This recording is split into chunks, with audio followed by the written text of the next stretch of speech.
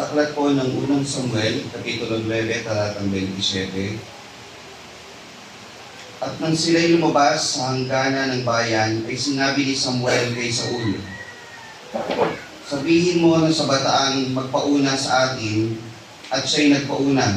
Ngunit tumigil ka sa oras na ito upang maiparinig ko sa iyo ang salita ng Diyos. Pagpapala po sumating sa muling pagkarinig ng kanyang banal na salita. Good morning po mga kapatid. Muli po rin ng Panginoon at tayo po'y muling pinagkatipon upang tayo ay makapag-awitan ng mga papuring awit sa ating mahal na Panginoon at gayon din ay makapag-aral po ng kanyang mga banal na salita. Bilang third Sunday po mga kapatid ay ayon po sa napagtibay, sa tuwing tayo po ay nasa bahagi ng ating pag-aaral o pagtuturo ay isa pong parte po ng mga doktrina po natin ang tatalakayin. At kanina po mga kapatid yung pag-alaala. Na kung saan ang Israel po ay nagpasimula pong magsagawa ng pag-alaala na nung sila ay niligtas ng Panginoon sa pagkaalipin sa Ehipto, sabi, gagawin niyo ito palagi bilang alaala. Ngayon, sabi po kanina sa pag-aaral, naggawa sila doon ng tinatawag na selebrasyon. Alam niyo para saan po yung selebrasyon? Halimbawa, sabihin sa inyo, naalala niyo ba to? Naalala niyo ba to? Naalala niyo ba to? Pero wala kayong parang ritual o yung physical na ginagawa para sa isang bagay na yun, matagal din. O mahirap para lalahanin. Pero samantalang gagawin nyo, uulitin nyo yung ginawa nyo nung ikasampung salot para sila ilampasan, na sila ay kumain ng tinapay na walang libadura, nagbuso na ng dugo. Pag ginagawa nila yun, naaalala nila yung pagliligtas ng Panginoon. Gayun din po sa atin mga kapatid, pagka sa atin, naalala niyo ba mga kapatid ang kamatayan ng Panginoon? Naalala niyo ba ito? Naalala niyo ba ito? Ngayon, pagka nagkaroon tayo ng routine na nasa ating harapan, na sa tuwing kakainin niyo ito, nasasanay tayo na pag iniinom natin ang saro, mas maaalala mo kung ano yung ginawa ng Panginoon. Kasi, paalala, ngayon, isagawa natin yun. Pag araw-araw mo namang isinasabuhay, naging rutina sa buhay mo na alalahanin ang kamatayan ng Panginoon, kailanman hindi mo malilimutan na ang Panginoon ay namatay para sa iyo. Regular practice and routine. Pag araw-araw nating ginagawa, yung kahalagahan ng kamatayan ng Panginoon, not just by Sunday, araw-araw, pagsasanay ng katawan, never mong makakalimutan na may Diyos na nagkatawang tao, ibinigay ang kanyang buhay para tubusin ang ating mga kasalanan.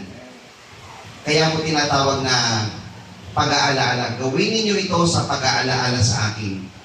So meron tayong panglingguhang pag-aalaala at every day of our life, yung Word of God, ginagampanan natin, ginagawa natin, so maaalala natin yun. Yun ang kahalagahan po ng ating pinag-aralan mga kapatid. Huwag nating pababayaang mawala sa limot natin yung essence ng ating buhay. Na sabi nga doon sa kanta kanina, I worship. The reason I live is to worship you. Not the reason only on Sundays. Ba't hindi ba kayo buhay ng Lunes? Buhay din tayo ng Lunes. Martes, buhay tayo? Buhay tayo. The reason I live is to worship you. So every day we will worship the Lord. Alalahanin mo yun. Itong mga nakakaraang mga buwan, mga taon, mga kapatid, ating tinalakay yung mga bawat aklat sa lumang tipan at gayon din sa bagong tipan. Natapos din natin yung kabuuan ng unang Samuel kung saan pinag-aralan din natin na ang aklat po ng Samuel umiingat naman po sa apat na main character. Si Eli na saserdote, si Samuel na propeta, si Saul na naging hari, at si David na naging hari, nakapalit ni Haring Saul. Minor character naman po dito, habang si Eli na saserdote ay namumuno sa Israel, pinakilala si Ana, mga secondary character, na naging ina ni Samuel. Tapos, si Saul, nang siya naman yung naghahari, isang character naman na pinakilala doon, si Jonathan, na kanyang anak, na naging general po niya, na naging best friend naman ni David. Yun po yung flow ng unang Samuel. Tinalakay din po natin yung unang mga kapitulo ng Samuel, chapter 1, 2, 3, chapter 1, 2, 3, ang pagkabuhay o kapanganakan ni Samuel at panalangin ni Ana. Natatandaan niyo mga kapatid? At ang chapter 4, 5, 6, and 7, yung tinalakay natin 2 weeks ago, kung saan nung ang Israel ay natatalo ng mga Pilisteo, ay kinuha nila yung kabalang tipan, yung Ark of the Covenant, ginamit nila parang lucky charm o agimat, ano ba tawag nila doon. Lumaban sila sa Pilisteo, natalo sila, nakuha yung Ark of the Covenant, namatay yung 2 anak ni Eli. Nung nabalitaan ni Eli na namatay yung 2 anak niya at nakuha yung kabalang tipan, nabagsak siya sa kanyang upuan, namatay din siya. Yung asawa ni Phineas ay biglang nanganak at pinangalan ng Ichabod, the glory of the Lord has departed. Hanggang sa dumating yung pagkakataon na ipinanganak naman si Samuel ay dumating na sa kanyang ministeryo bilang kahalili ni Eli. Nung siya naman ay ayon sa ating ng pag-aralan noong nakaraang mga linggo, nung si Samuel na ang nagiging saserdote, siya na rin yung hukom ng Israel na nakikipaglaban sa kanila, na nanalo na ang Israel sa kanilang mga kalaban at nagkaroon ng kapayapaan ng Israel sa pamumuno ng propeta na saserdote na hukom na si Samuel. Naghukom siya rin yung saserdote at siya rin yung propeta sa bayan ng Israel. Tatlo yung kanyang ministeryo Ngayon dito sa ang pag-aaral, ang mensahe naman natin po sa umagang ito, chapter 8, chapter 9, and chapter 10. Expository type po ulit ng ng pagtalakay po ng mensahe. Subaybayan po ninyo mula sa chapter 8, verse 1, ating kapatid na Noel. Habang ang Israel po ay nasa pamumuno ng propeta Samuel na naging hukom, ang ganda po ng buhay ng Israel, payapa. Nananalo sila sa bawat laban, walang problema sa kanilang pakikisalamuha sa mga karatig bansa nila o karatig bayan. Napakaganda ng kanilang pamumuhay. Ngunit dumating pagkakataon, ito na po yung ating mensahe ngayon sa chapter 8, 9, and 10. Ang pamagat po nito, Lessons of Faith from Samuel to Saul or Saul. Aral ng pananampalataya mula kay Propeta Samuel hanggang kay Haring Saul. Yan.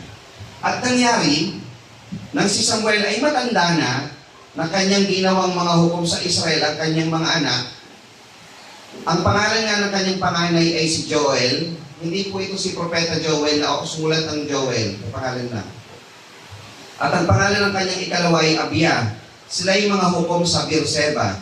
At ang kanyang mga anak ay hindi lumakad sa kanyang mga daan, kundi lumingap sa mahalay na kapakinabangan at tumanggap ng mga suhol at sinira ang paghatol.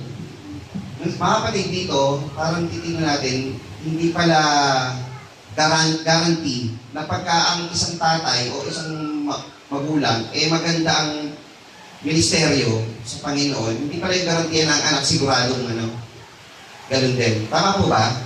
Kasi si Eli, na saserdote, yung 2 anak niya, ganun din ang pamumuhay.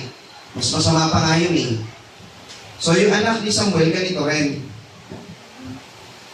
Nang magkagay nagpisan o nagpipisan ang mga matanda ng Israel at naparoon kay Samuel sa Ramat o sa Rama o Ramatha. Sa ibang po niyan, Rama. Sa ibang salita, Ramatha. At kanilang sinabi sa kanya, narito, ikaw ay matanda na at ang iyong mga anak ay hindi lumalakad sa iyong mga daan. Ngayon may lagyan mo kami ng isang hari upang humatol sa amin gaya ng lahat ng mga bansa. Ayan. So yung Israel sa pamumuno ni Samuel, maganda buhay, tahimik, payapa, nananalo sa mga laban. Ngunit dumating panahon, siyempre si Samuel hindi naman mananatiling bata, hindi mananatiling malakas. Ang sabi, tumanda na siya. 8:5, yan. Kaya sabi, ikaw ay matanda na at ang iyong anak ay hindi lumalakad sa iyong mga daan. Yung mga anak na in-appoint mo para maging saserdote na sana kapalit mo, hindi lumalakad kagaya ng ginagawa mo. Ngunit hindi minabuti ni Samuel nang kanilang sabihin, bigyan mo kami ng isang hari upang humatol sa amin, at si Samuel ay nanalangin sa Panginoon. Isang magandang katangian ni Samuel pag may problema, ano po ang kanyang laging gesture o kanyang ugali, ano ang kanyang ginagawa? Ngunit hindi minabuti ni Samuel ang kanilang sabihin, bigyan mo kami ng isang hari upang humatol sa amin, at si Samuel ay nanalangin sa Panginoon. Kayo ba mga kapatid, pagka may dumarating na isang malaking problema, ito ba ang inyong sagot sa inyong buhay? Mga kapatid, at si Samuel ay nanalangin sa Panginoon. You don't fight it with your might. We don't fight it with our own abilities. We seek for the guidance ng Panginoon. Nanalangin sa Panginoon. At sinabi ng Panginoon kay Samuel, tingin mo ang tinig ng bayan sa lahat ng kanilang sinasabi sa iyo, sapagkat hindi ikaw ang kanilang itinakwil, kundi itinakwil nila ako, upang huwag akong maghari sa kanila. Ngayon, sumagot ang Panginoon kay Samuel, sige, tingin mo yung gusto nila.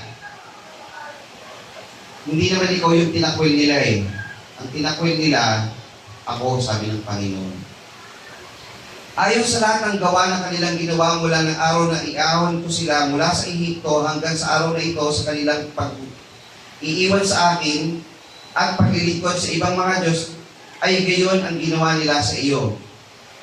Ngayon ngay dinggin mo ang kanilang tinig, gayon may tatanggi kang mainam sa kanila, at ipakikilala mo sa kanila ang paraan ng hari na maghahari sa kanila. Pansinin niyo po itong mabuti mga kapatid. Ano po ito? Hindi ko set up eh. Parang bargaining. Sa 9, sabi ng Panginoon kay Samuel, dinggin mo yung kanilang tinig. Halimbawa kayo yung Israel. Sinasabi niya kay Samuel, gusto namin ng hari maghahari sa amin. Sabi ng Panginoon kay Samuel, dinggin mo sila, pero sa una, tatanggi ka muna. Sabi mo, hindi pwede, di maaari yan. O kaya, sabihin mo, ito magiging sistema pag kayo nagkaroon ng hari. Ayan. At ipakilala mo sa kanila ang paraan ng hari na maghari sa kanila. Ito ang magiging sistema. Pag may naging hari na sa inyo, ito ang mangyayari. Ngayon, pagdating sa Gis, ang isinaysay ni Samuel ang buong salita ng Panginoon sa bayan na humingi sa kanila ng isang hari. Verse 11. At kanyang sinabi, ito ang magiging paraan ng hari na maghahari sa inyo. Pansinin ito maigi mga kapatid ha. Kayo yung Israel, humihingi kayo ng hari. Alam niyo ba ang Israel, what makes Israel special? Bakit special o bakit namumukutangi ang Israel sa lahat ng mga bansa? Kasi ang Israel, ang namumuno sa kanila, direktang ang Diyos. Wala silang buwis. Hindi katulad ibang bansa, may mga buwis yan. Meron silang mga, dito sa atin, may government official. Kailangan mong sumagot sa gobyerno. Doon, God will provide. Sa Israel, God will provide. Di ba, nasa ilan sila? Bababa na lang yung pugo at mana. Ang kain nila. Pag may kalaban sila, makikipaglaban ba talaga sila? O ang Diyos na ang tatalo sa mga kalaban? So, napaka-special ng Israel. So, kayo Israel, humihingi kay Samuel ng hari, sabi ni Samuel, pag humihingi ng hari, ito mangyari sa inyo. Kanyang kukunin ang inyong mga anak at kanyang ilalagay sa kanyang mga karo at upang maging mga ngabayon niya. At sila'y tatakbo sa unahan ng kanyang mga karo. So yung mga anak nyo gagawing sandatahan. Payag ba kayo ron? At kanyang ihahal sa kanya ang mga kapitan sa lilipuhin, kapitan sa mga lilimangpuhin, at ang iba yung maararo sa mga lupa. Yung iba magiging leader ng mga pulutong, pandigma, iba magiging mag-aararo ng lupa. Ang iba, umaani ng mga aanihin o kanyang aanihin at upang gumawa ng mga sangkap ng pandigma at sangkap sa kanyang mga araro, gagawa ng instrument of war, instrument for agriculture. Parang na kayong alipin nun, payag pa kayo ron, Israel. At kanyang kukunin ng inyong mga anak na babae upang maging mga manggagawa ng pabango at magiging tagapagluto at maging magtitinapay. So yung mga babae naman, gagawing tagagawa ng pabango, Pagtitinapay, tagapagluto, payag ba kayo ng Israel? At kanyang kukunin ang inyong bukid at ang inyong mga ubasan. Kukunin yung mga anak niyong lalaki, kukunin yung mga anak niyong lalaki, pati yung inyong mga lupa na inyong mga anak buhay, kukunin. At ang inyong mga ubasan at ang inyong mga ulibuhan. Sa makatwid bagay ang pinakamabuti sa mga yaon upang mga ibigay sa kanyang mga lingkod. So yung kung may kayong mga lupain, meron kayong sinasakahan, kukunin ng hari yan. Ibibigay doon sa kanyang mga lingkod. Kanyang kukunin ang inyong mga alipin lalaki at babae. So pati yung mga alipin ninyo, kukunin din. At inyong pinakamabuting bataan at inyong mga asno at ilalagay sa kanyang mga gawain. Kanyang kukunin na ang 10 bahagi ng inyong kawan at kayo'y magiging kanyang mga lingkod. May 10% na kayo kay Lord na ibibigay, kukuha na pa ulit kayo ng another 10% para sa kanya naman. Tanong ni Samuel sa Israel, payag ba kayo, taga-Israel, na gano'n ang gagawin sa inyo ng Panginoon? At kayo'y dadating sa araw na yaon, dadaing, dahil sa inyong hari na inyong pipiliin. Sabi niya sa mga Israel, pagdating ng panahon, iiyak kayo. Hihingi kayo ng tulong sa Panginoon dahil sa humingi kayo ng ganyang klaseng hari. At hindi kayo sasagutin ng Panginoon sa araw na yaon.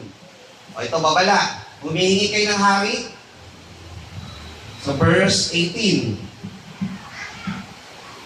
Iiyak kayo pagdating ng panahon. Hindi kayo sasagutin ng Panginoon. Gusto niyo ba yon? Tanong niya sa Israel. 19.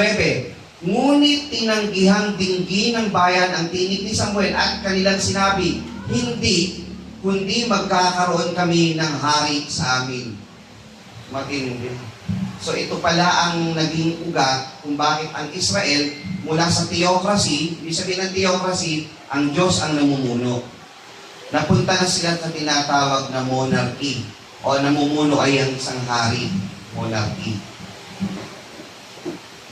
Upang kami naman ay maging gaya ng lahat ng mga bansa at upang hatulan kami ng aming hari at lumabas sa unahan namin at ipakipaglaban ng aming mga pakikipagbaka. At narinig na Samuel ang lahat ng salita ng bayan at kanilang sinaysay sa pakinig ng Panginoon. At sinabi ng Panginoon kay Samuel, tingin mo ang kanilang tinig, lagyan mo sila ng hari. At sinabi ni Samuel sa mga tao ng Israel, yumao ka ng bawat isa sa inyo ayon sa kani-kaniyang bayan. So ito pala yung gitna ng panahon na ang bayan ay ayon sa paghahari ng Panginoon at ito na sa ayon sa paghahari ng tao. Tatanungin ko kayo mga kapatid, kung kayo Israel, tapos ganun yung banta, ito yung consequence ng inyong pagpili pagdating ng panahon. Pipili pa ba kayo ng hari? Sino may mga anak na lalaki rito? Gagawin lang kayo sandatahan doon. May anak na babae, gagawin lang kayo tagaluto ng kaharian. Pag kayo'y dumaing na sa panahon, buong pamilya dahil sa paghihirap ninyo, sa tax, hindi kayo titingin ng Panginoon. Sagot ng Israel, ano ba? Bigyan mo kami ng hari para ipaglaban kami. Ibig sabihin, hindi nila tinitingnan yung pakipaglaban ng Diyos sa kanila noong unang mga araw, unang mga taon. Ang tinitingnan nila yung pantaong klase na meron silang kaharap na pisikal na tao, pisikal na tagapaglaban para sa kanila. Diba parang pinag-aralan nga natin nung Wednesday, di ba? Yung banayad sa pagkagalit ng Panginoon. Kung kayo yung Diyos, masasaktan din kayo. Tagal ko kayo may pinagkalaban, hindi nyo pala nalaman na pinaglalaban ko kayo. Gusto nyo may ilumaban para sa inyo. Di ba parang ganon ang lumalabas? O, nilimot ng Israel, humingi sila ng hari. O, chapter 9. Di ba? Bilis lang yung chapter 8. Chapter 9. May isang lalaki nga sa Benjamin na ang pangalan ay Kis. Sa ibang mga verse po niyan, K-I-S. Sa Lumang Tipan, C-I-S. Kis. Na anak ni Abiel, na anak ni Sior, na anak ni Belchora, na anak ni Apia, hindi po Apia, kalawis, Apia, na anak ng Benhamita, isang makapangyarihang lalaki na may tapang. At siya may isang anak na lalaki na ang pangalan Saul, isang bata at makisig. At sa mga anak ng Israel ay walang lalong makisig na lalaki kaysa kanya. Mula sa kanyang balikat hanggang sa itaas ay lalong mataas siya kaysa sino man sa bayan. Pinakamataas daw to, pinakamatangkad sa lahat ng anak ng Israel. Ibig sabihin po nun, nung mula sa kanyang balikat hanggang paitaas, ang ulo ng mga taga-Israel, hanggang dito lang yan. So kung ang average height ng Israelita, nasa 5'3 to 5'6", ito yung 5'3 to 5'6", o sabihin natin ako 5'5". Siya, balikat niya pa lang to. Pagpalagay natin mga 6, ano siguro siya? 6'3", 6'4", 6'5", mga gano'n na height ito. Mataas to si ano. Sabi pa, isang bata at makisig. Walang lalong makisig na lalaki kaysa kanya. Yan. So pogi ito. Tall, dark, and handsome, di ba? Yan yung itsura ni Saul. Kung kayo'y kukuha ng hari, di ba parang yung katangian niya, sakto? Sakto yan. Kasi pagka yan humarap sa ibang bansa, nakalaban nyo, siya ang nasa unahan, magsabi ng sugod, ba, matatakot ang kalaban dyan. Dahil may dating. Ganyan. Isipin nyo, mga kapatid, konting biro lang, ang kukunin yung hari, si Dagul. Si Dagul. May hawak na tabak. Sugod. Palagay niyo, matatakot ang kalaban doon? Oh, si Unga, yung kasama nila Big Soto, sugod. Sabi ng kalaban, asan? Hindi sasalita. Oh, di ba? Kung 6-footer, mga ganito ang sasalita. Si Ka Gilbert lang, pag nagsalita ng ano yan yung laki ni Ka Gilbert na ganon, oh, matatakot ka na Wala, may 6 na ba si Ka Gilbert? Wala pa yata, no? Kulang 6 pa lang kung sa 6-footer na kagad. At ang aso ni Kis na ama ni Saul ay nawala. So yung katangian ni Saul. At ang mga aso ni Kis na ama ni Saul ay nawala at sinabi ni Kis kay Saul na kanya na ipagsama mo ngayon ang isa sa iyong batan at ikaw ay tumitig at hanapin mo ang mga asno. At sila ay nagdaan sa lupain ng Mabor na Ephraim, nagdaan sa lupain ng Salisa, ngunit hindi nila nasumpungan. Nang magkagay nagdaan sila sa lupain ng Saalim at wala ron, at sila ay nagdaan sa lupain ng Benhamita, ngunit hindi nila nasumpungan doon. Nang sila dumating sa lupain ng Sup, ay sinabi ni Saul sa kanyang bataan sa kasama niya, halina at bumalik tayo, baka walang bahala baka walaing bahala ng aking ama ang mga aso at alalahanin tayo. Pangalawang katangian ni Saul, bukod sa siya tall, dark, and handsome, ganon, maganda, makisig, pogi, matangkad. Tingnan niyo yung verse 5. Pangalawang katangian niya, si Kis, yung tatay niya, nawawala yung kanilang asno. Inutusan niya si Saul. Buha ka ng mga bataan, hanapin mo yung mga asno. Sumunod ba siya? Sumunod. Pumunta sa ganung lugar? Wala. Pumunta sa ganung lugar? Wala. Hanggang sa tumagal paghanap, hindi nila makita. Pangalawang katangian niya, masunurin sa magulang. Tingnan niyo mga kapatid. Di ba meron naman yung, kung si Kis, merong mga asong nawawala, siguro may mga alipin dito, ba't di na lang yung alipin ng utusan? Pero siya, hindi umangal na may alipin ka naman, yun ang utusan mo. Siya na mismo yung gumawa. Pangalawang katangian niya, ito pa, baka walaing bahala ng aking ama ang mga aso at alalahanin niya tayo. Nag-aalala pa siya sa iisipin ng kanyang ama, baka nag-aalala sa wakta tayo nawawala. Yung aso wala yan, okay lang yan. Pero tayo, baka alalahanin tayo, mag-alala sa atin, tagal na natin nawawala. Maganda may katangian ni Saul? Maganda yon. At sinabi sa kanya, narito may isang lalaki ng Diyos sa bayang ito at si lalaking may dangal. Lahat ng kanyang sinasabi ay tunay na nangyayari. Ngayon pumaroon tayo, marahil ay maisaysay niyo sa atin ang tungkol sa ating paglalakbay kung saan tayo paroroon. Hanapin natin yung lalaki ng Diyos. Nang magkagi sinabi ng Saul sa kanyang bataan, ngunit narito kung tayo pumaroon, ano ang ating dadalhin sa lalaki? Sapagkat naubos na ang tinapay na ating mga buslo, sa ating mga buslo. At wala tayo madadalang kaloob sa lalaki ng Diyos. Anong mayroon sa inyo? At sumagot uli ang bataan kay Saul at nagsabi, narito, mayroon akong sa aking kamay na ikaapat na bahagi ng isang siklong pilak. Yan ang aking ibibigay sa lalaki ng Diyos upang saysayin sa atin ang ating paglalakbay. Parang nakakahiya naman, parang kukuha tayo ng impormasyon doon sa lalaki ng Diyos, wala tayong maibibigay. Yung bataan niya, meron daw, yun ang ibigay natin. 9. Nang una sa Israel, pagka ang isang lalaki ay nag-uusisa sa Diyos, ganito ang sinasabi. Halika at pumaroon tayo sa tagakita. Noon kasi mga kapatid, hindi salitang propeta ang gamit ng Israel. Ang tawag nila, tagakita. Seer. S-E-E-R. Seer. Sapagkat yaon ngang tinatawag na propeta ngayon, ay tinatawag ng una na tagakita. Nang magkagay sinabi ni Saul sa kanyang bataan, mabuti ang sinabi mo, halika tayo pumaroon sa kay naparoon sila sa bayang kinaroroonan ng lalaki sa Diyos. 11. Samantalang inaahon nila ang ahunan sa labas ay nakasalubong sila ng isang dalagang lumalabas upang umigib ng tubig. At sinabi niya sa kanila, narito ba ang tagakita? Sa verse 11, ang makikita naman natin ditong aral, yung providence ng Panginoon. Si Saul, may hinahanap na asno, nawawala sila, hindi nila makita, hanapin nila yung lalaki ng Diyos. Biglang may sumulpot na lang na babae, 11.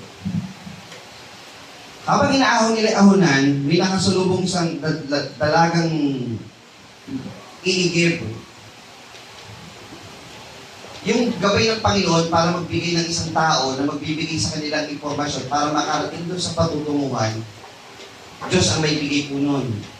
At sila'y sumagot sa kanya at nagsabi, siya'y nariyan, narito sa unahan mo, magpadali kayo ngayon sapagkat siya naroon ngayon sa bayan, sapagkat ang bayan ay may hain ngayon sa mataas na dako.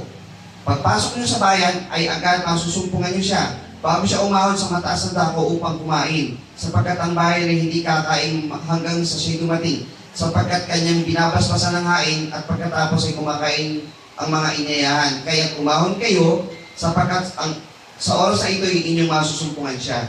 Ang galing, no? Naliligaw sila, hindi nila makita yung asno, nagparating ang Diyos ng babae para magturo sa kanila ng daan, para malaman kung saan makikita yung tagakita. Saan makikita yung tagakita? O saan masusumpungan yung tagakita? At sila'y umahon sa bayan, pagpasok nila sa bayan, narito si Samuel ay nasa salubong nila na papaahon sa mataas na dako. Ang tagakita pala na kanilang tinutukoy o propeta ay si Samuel. At doon sila nagkapanagpo for the first time, si Samuel at si Saul. Inihiyag nga ng Panginoon kay Samuel isang araw bago si Saul ay naparoon. Bago pa pala sila magkita, ang Diyos nakipag-usap na kay Samuel na sa ganitong oras ng panahon, darating ang isang lalaki, makikilala mo siya. At yung papahiran siya ng langis upang maging pangulo sa aking bayang Israel at kanyang ililigtas ang aking bayan sa kamay ng Filisteo, sapagkat aking tinignan ang aking bayan dahil sa kanilang daing na sumapit sa akin. Tingnan niyo sa 8, ang sabi, pag kayo'y kumuha ng hari, hindi ko na kayo titinggin pag kayo'y tumaing. Sa 9, dahil sa kanilang daing ay sumapit sa akin. Wala pa naman silang hari, technically. Tama po ba? Wala pa. Humihiling pa lang sila. Wala pa yung hari. So, dinilig pa rin sila ng Panginoon.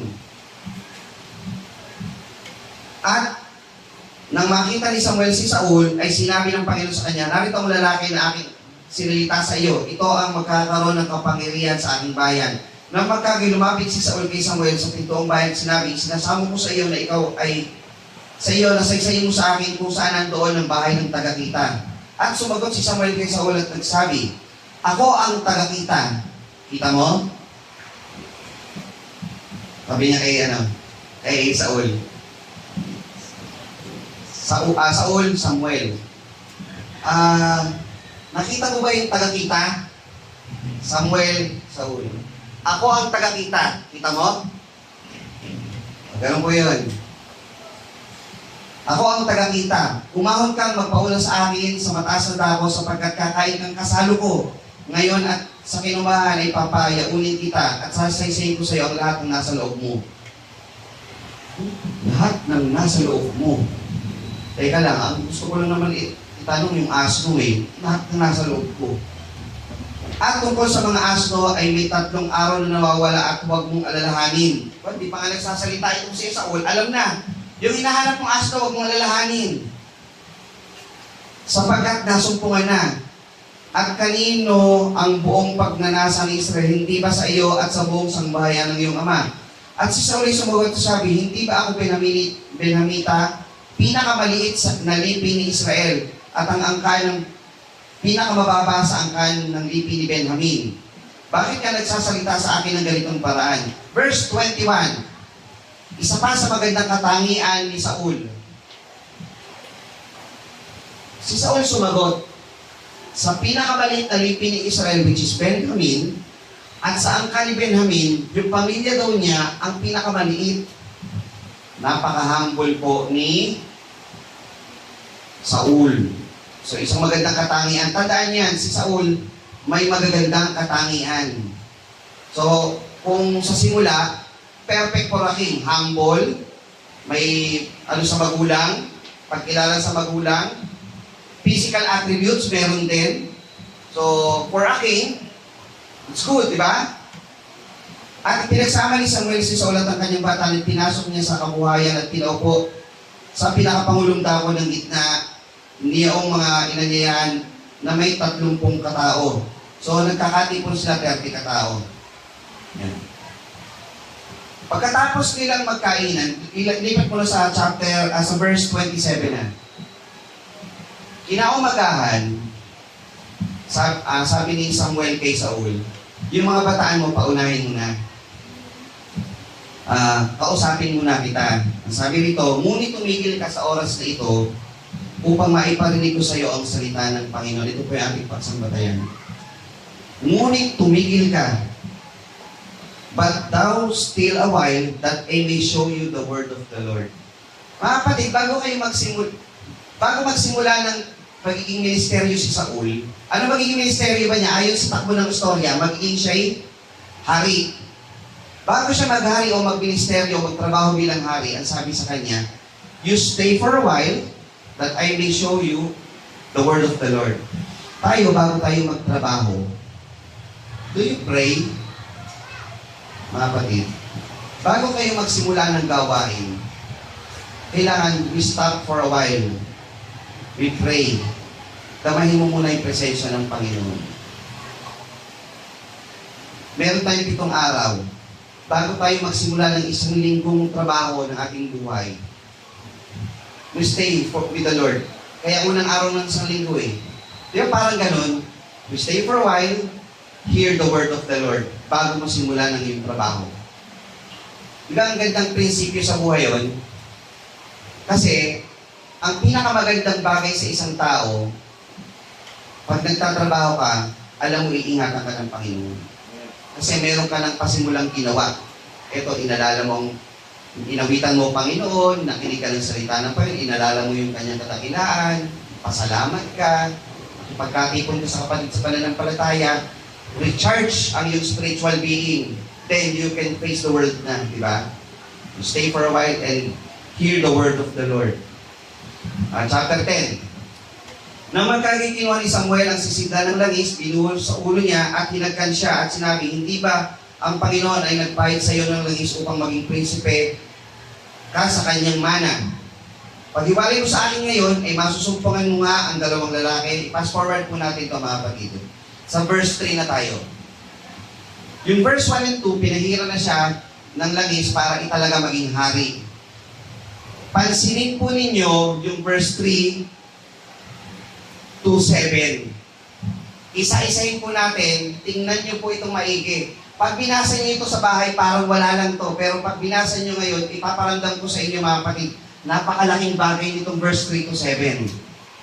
Nang magkagay, magpatuloy ka mula roon at darating ka sa Encina sa Tabor. Makakasalubong ka roon ng 3 lalaki na inahon ng Diyos sa Bethel.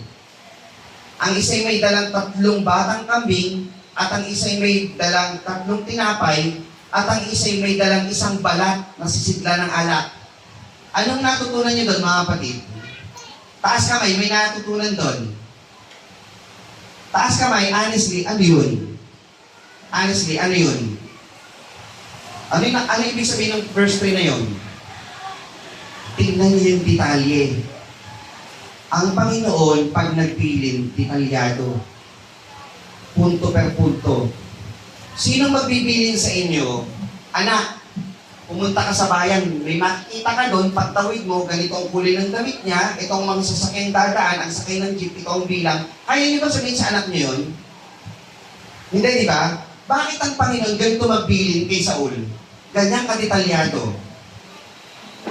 Pagdating, makakasulubong ka ng 3 lalaki, ang isa'y may dalang 3 batang kambing, at ang isa'y may dalang 3 tinapay, at ang isa'y may isang dalang balat na sisidlang ala. Di ba detalyado?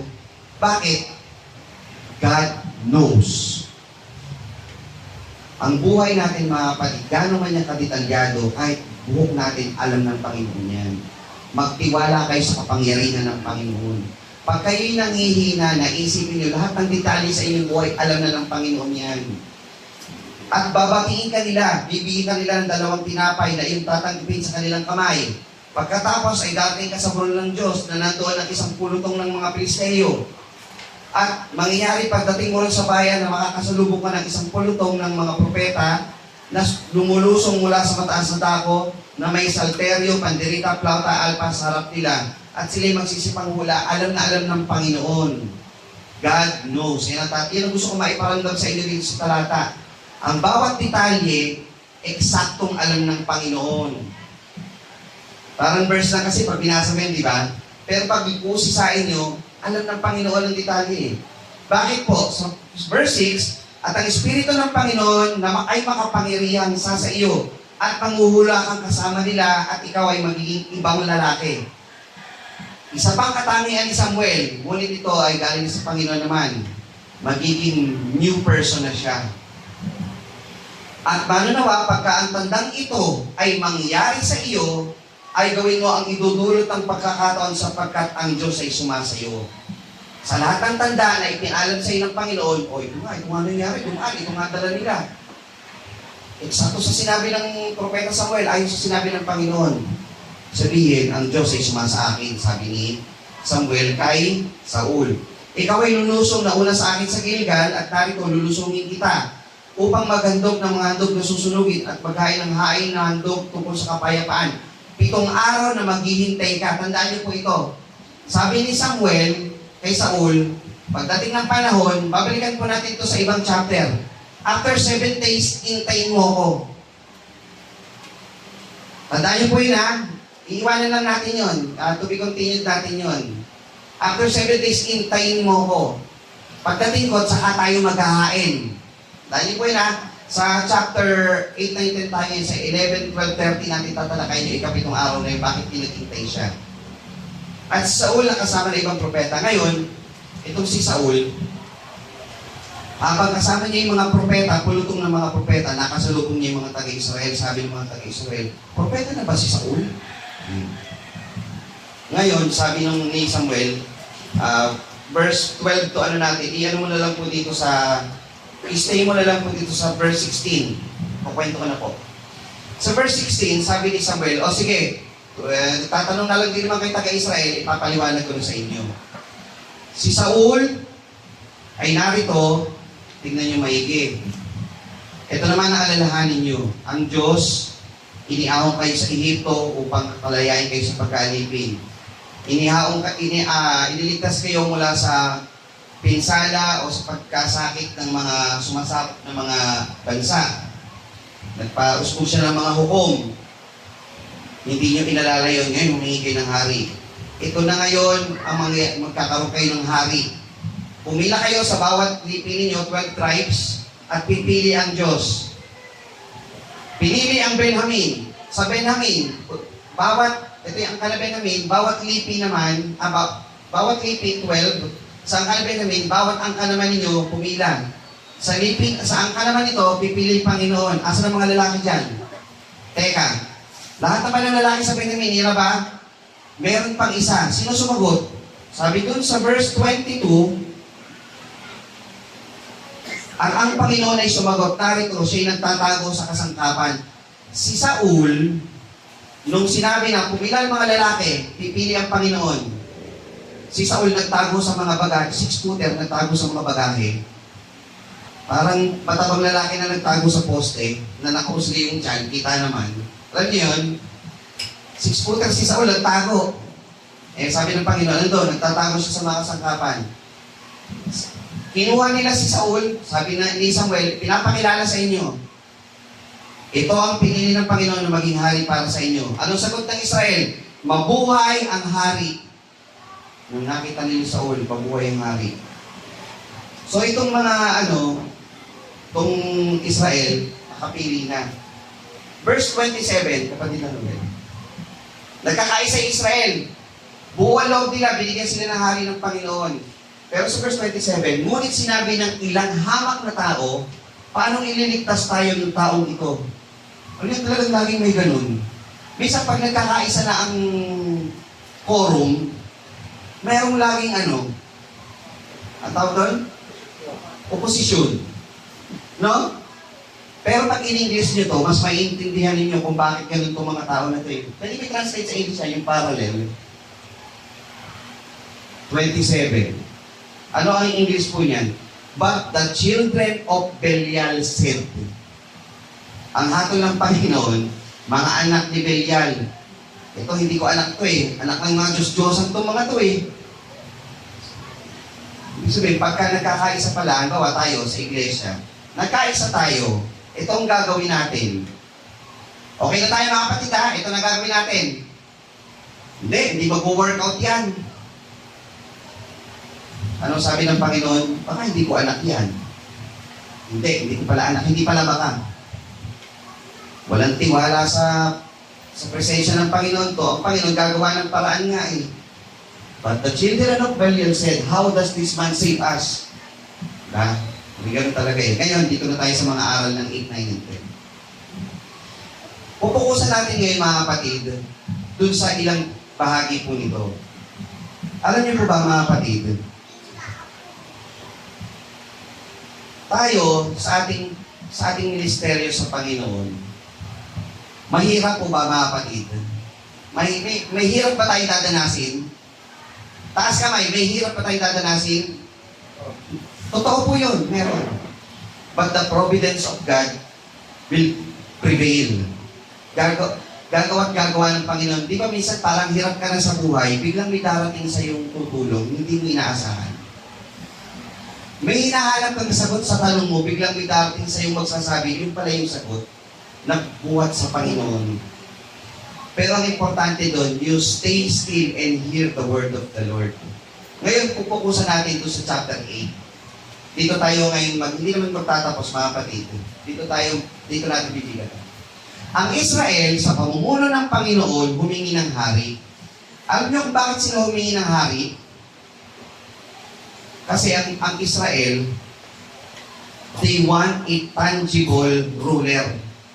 Sabihin, isang physical, material na tagapanguna.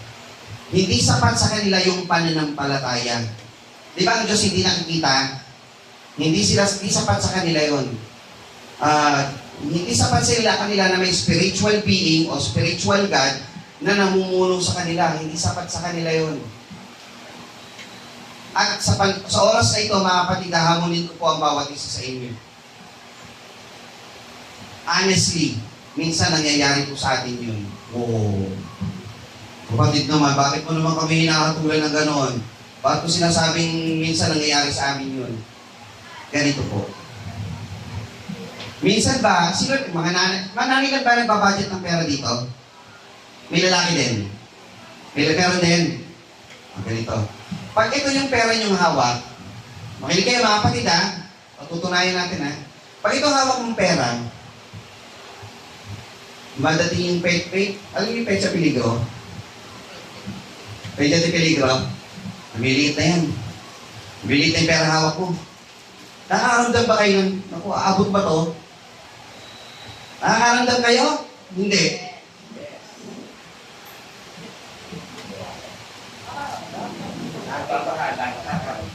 Ito na. Ito na yung bigas nyo. Ito na yung pera nyong hawak. Paano pag may nagkasakit pa? Totoo, nararamdaman niya hindi. Paano pag may nasirang switch ng kuryente? Bubungan na ng butas? Maputokan ng gulong? Ng sasakyan? Aksidente? Hindi niyo alam eh. Minsan di ba, tao tayo mga kapatid, nangyayari yun. Nararamdaman niyo ba yun? Minsan parang, aabot ba to? Lalagay naman natin ng pananaw. Ito yung, ilang taong na kayo ngayon? Ilang pagkakataon na sa buhay ninyo na nararamdaman niyo yun pabalik, pero pinabayaan pa kayo ng Panginoon. Pero nangyayari sa atin yun, na minsan nakakaramdam ka. Ngayon, ang Israel, nakatingin sila na may taong magliligtas sa kanila na hari. Gusto nila na meron silang tao na maglalaban para sa kanila. Nung kayo ay nangangailangan ng pananalapi, mga kapatid, tapos may nagbigay sa'yo, nakaramdaman na biglang may nag-abot sa'yo out of nowhere. May nag-abot ng tulong, ano naramdaman nyo? Ha? Gano'ng kasaya? Yung may due date ka na, o kaya may kailangan ka ng biling gamot, ospital, babayaran, may nag-abot sa'yo, ano ang pakiramdam mo? Saya, solved na. O yan, napatunayan na natin, nangyayari nga sa inyo, nangyayari sa Israel. Oh, bakit po? Kasi hindi naging kasapatan minsan sa atin yung talata ng sinabi ng Panginoon, hindi kita pababayaan. Nung nabasa mo yung verse na to, hindi kita papabayaan, hindi kita pagkukulangin. Ganun ka ba ka-excited? Nasabi mo nung nabasa mo yun, problem solved. O kinailangan nyo pang makawakan yung pera na itinulong sa'yo ng kapwa mo. Naintindihan nyo mga kapatid? Minsan, hindi natin nararamdaman na nagiging kapareho tayo ng Israel. Kailangan mahawakan muna natin yung solusyon. Eto na yung solusyon. Ang salita ng Diyos na sinabi sa iyo, kailanman di kita pababayaan, kailanman di kita pagkukulangin. How excited are you when you read that verse? Kasi ang Panginoon, siya yung salita. Pag nabasa mo na hindi ka pagkukulangin ng Panginoon, maging kasapatan sa iyo yun. Dahil napatunayan na yun ang katagalan ng iyong buhay. Amen? Napatunayan mo na yun eh. Kasi ilang beses sa pagkakataong na feeling mo nagkulang ka, pero nairaos yun. Ang Panginoon nagbigay ng providence o kanyang kaparaanan upang iraos yung buhay mo. Isipin mo, ilang beses ka nang ibigyan ng pagkakataon ng tulong sa mga panahon kailangan mo na. Nandun lagi ang Panginoon. Ang nakikita mo lang kasi yung hawak mo. Ganun yung Israel. Tinignan nila yung hari lang na si Saul. Pangalawang punto, sinabi ni Samuel kay Saul, o sa Israel, pag kayo pumili ng hari, ito mangyayari sa inyo. Ito mangyayari sa inyo. Anong ginawa ng Israel? Pili pa rin kami ng hari. O sasabihin ko sa inyo ngayon mga kapatid. Kayo po ba anak ng Diyos? Kapag kayo ay pumili ng hindi bagay na para sa Diyos, mapapahamak po ba kayo? Iingat. Nag-iingat. Pagka pinapili kayo sa Diyos o gawain hindi maka-Diyos, ano pipiliin nyo? Sa Diyos. Pag di mo ginawa ito, yung sa bagay ng Diyos, dito ka sa Panginoon, siyempre. So pag pinili mo itong sa sanglibutan, mapapahama ka, di ba? Mapapahama ka. Ilan sa inyo mga kapatid ang nagbabasa ng Biblia sa inyong tahanan? Oops. Ilan sa inyo nakaiisip, parang mas maganda na dumalo ako sa gitnang gawain dahil ito yung sa Diyos, may oras at panahon naman ako. Pag hindi ko ito ginawa, mapapahamak ako, baka hindi na ako dinggin ng Panginoon. Yet, yun pa rin ang pinipili ng Israel. Yet, yun pa rin ang pinipili ng tao. Totoo o hindi? May panahon ba talaga kayo? Kaya nyo bang dumalo o hindi? Kaya! Yung mga pagkakataon naman talaga hindi, yun, maintindihan naman natin yun eh. Mahanap buhay, o talagang meron ka talagang hindi ka aabot.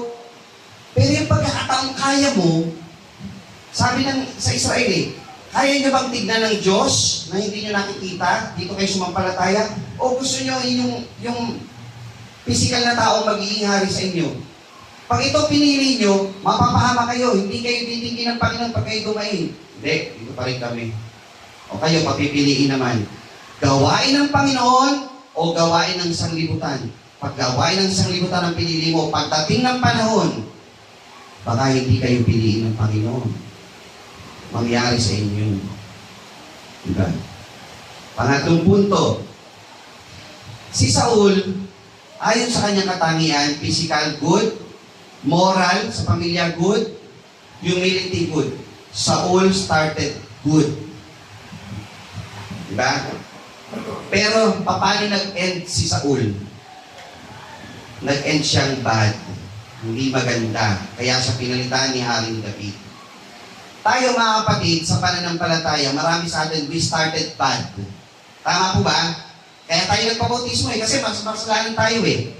We may start badly, but we can end godly. Masama man yung simula natin, ang importante sa atin yung katapusan natin.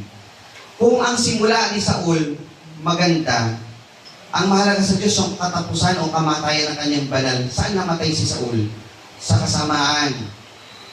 Huwag mangyari sa atin yun. We should end godly. Ang ipinapakita sa atin ng chapter 8, 9, 10, you'll experience the providence of God. Stay still. Hear the word of the Lord. Ito ang dadanasin mo. Ito ang magiging ministeryo mo. Pero gagabayan ka ng Panginoon. Believe that God will turn you to be a new man. Gagawin kang bagong tao ng Panginoon. Lahat ba dito ginawa ng bagong tao ng Panginoon? So maniwala kayo doon. At pag ginawa niyo yun, always have God enough for you. Maging kasapatan. Ang ganda nga nung awit natin kanina eh. Hindi kami nag-usap nung nagpa-awit eh. Sabi doon sa inawit natin ng pang-apat kanina, ano yung Tagalog na kinanta natin kanina, yung pang-apat? Ha? Kahit kailan, di ka nagkulang. Pagka bagong tao ka sa part ng Panginoon, dapat yung awit na yon, sa puso mo talaga ay alalahanin mo yun, hindi nagkulang ang Panginoon. Huwag ka nang humanap ng iba pa. Ang magliligtas sa iyo, hindi yung sarili mong lakas. Ang magliligtas sa iyo, hindi yung sarili mong pagkayod sa buhay na ito. Ang magliligtas sa iyo ay yung pananatili mo sa aral ng Panginoon. Lahat tayo may hanap buhay, lahat tayo may pakikisalamuha sa sanglibutan. Pero ang mahalaga sa atin, habang ginagampanan mo ang iyong trabaho rito, ipinamumuhay mo ang ikinamatay sa iyo ng mahal na Panginoon Jesus. Ipakilala mo sa kanila araw-araw na ikaw ay anak ng Diyos, na hindi ka mawawalan ng pag-asa sa iyong buhay sapagkat kailanman hindi nagkukulang ang Panginoon. Sabi po sa 13:16 ng Hebreo, pakilagay po. 13:16 ng Hebreo.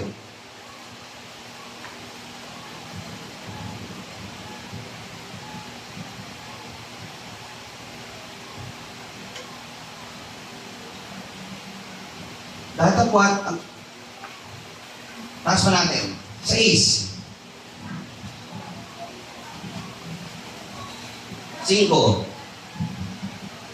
Mangilag kayo sa pag-ibig sa salapi, magkasya kayo sa inyong tinatangkilik, sapagkat siya rin ang nagsabi sa anong paraan ay hindi kita pagkukulangin at sa anumang paraan hindi kita pababayaan. Yung pera, will come and go yan. Hayaan nyo lang yan. Huwag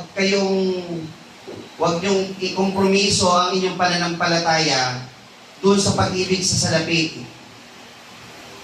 Dahil ang Panginoon nangako,